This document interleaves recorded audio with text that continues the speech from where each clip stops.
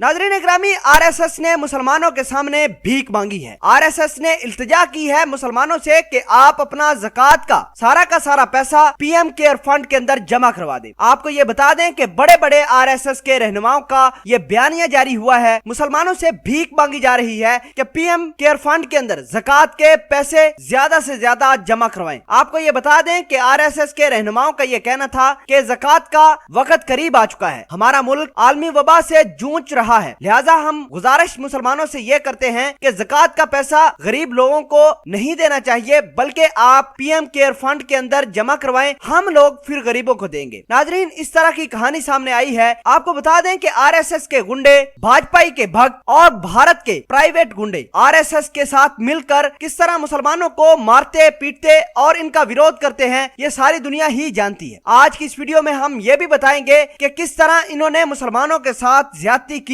और आज ये पैसों की खातर किस तरह मुसलमानों से भीख मांग रहे हैं। इस साल के शुरू होते ही फरवरी के महीने में जब डोनाल्ड ट्रंप आने से पहले मुसलमानों के साथ इन्होंने ज्यादतियां करनी शुरू की। दिल्ली के अंदर जितने भी दंगे और फसाद हुए वो आरएसएस के सारी सुपरविजन में हुए। आपको ये भी बता दें कि चेन्नई के अंदर एक बेकरी के ऊपर यह भी लिख दिया जाता है कि इस बेकरी की प्रोडक्ट को किसी भी मुसलमान ने नहीं बनाया, लिहाजा सारे के सारे हिंदू मेरी बेकरी प्रोडक्ट्स खरीदे। ये तमाम तर कहानी और कंपेन भी आरएसएस के गुंडों ने चलाई। आज तक मुसलमान की मसाजिद पर जितने भी हमले हुए हैं, जितने भी सारे के सारे कारनामे मोदी की, भाजपाई और भक्तों ने किए हैं, उनको भी आरएसएस की सपोर्ट थी। लेकिन जब पैसों की बात आती है तो आरएसएस के ये तंजीम किसी की बात नहीं सुनते और मुसलमानों के पास जाकर भीख मांग रहे हैं कि अपनी ज़कात के पैसे पीएम केयर फंड के अंदर पहुंचा दे, आपकी बहुत मेहरबानी होगी। आपको ये बताना चाहते हैं कि पीएम केयर फंड मोदी ने कायम किया था, एक फंड जिसका पैसा कहां जा रहा है, कितना जमा हुआ, अभी तक किसी को मालूम नहीं। बल्कि इस फंड से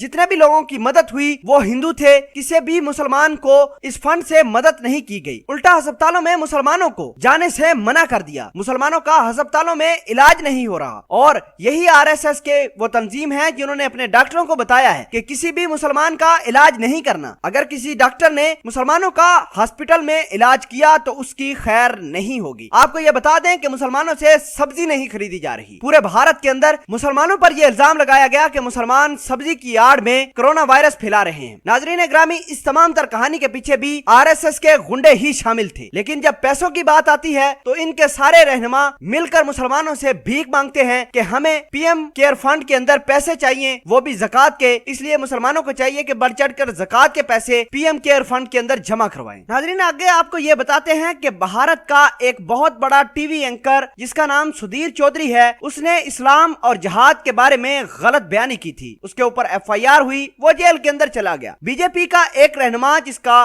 नाम गिरिराज सिंह था, उसने सुधीर चौधरी की हमायत की ट्विटर पर एक ट्वीट किया जिसमें यह कहा कि हम मुसलमानों के खिलाफ एक बहुत बड़ा भड़कम मचाएंगे। अगर किसी मुसलमान ने इसके खिलाफ आवाज उठाई तो हम उसके खिलाफ एफआईआर भी दर्ज करवाएंगे। और साथ ही उस ट्वीट के नीचे एक पोल क्रिएट किया जाता है कि आप सुधीर चौधरी की साथ हैं या नहीं। लेकिन लोगों ने सुधीर चौधरी और गिरिराज सिंह के खिलाफ पोल में वोट देना शुरू किए। बहरहाल सुधीर चौधरी और गिरिराज सिंह का ये पोल नाकाम होता है। गिरिराज सिंह इस पोल को प्राइवेट कर देते हैं। इसको लेकर पूरी की पूरी बीजेपी और गिरिराज सिंह ट्रोल होते हैं, बेइज्जत होते हैं। नाज़रीन ग्रामी, अगर आप भी मोदी के गोडी मीडिया का विरोध करते हैं, अगर आप भी इसको बंद करवाना चाहते हैं तो आप हमारी इस वीडियो को ज्यादा से ज्यादा शेयर करें।